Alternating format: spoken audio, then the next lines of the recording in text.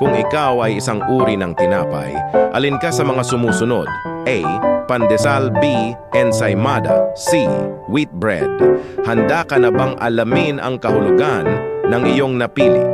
I-comment ang iyong sagot at tapusin mo itong video hanggang dulo. Kahulugan.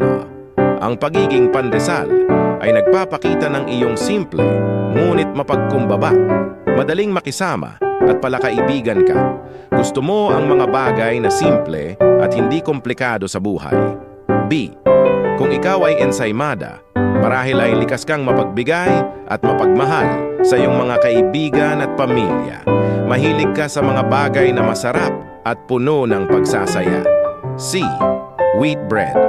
Kung ang napili mong tinapay ay wheat bread, marahil ay masinop ka at may disiplina sa iyong buhay. Mahilig ka sa mga bagay na malusog at praktikal.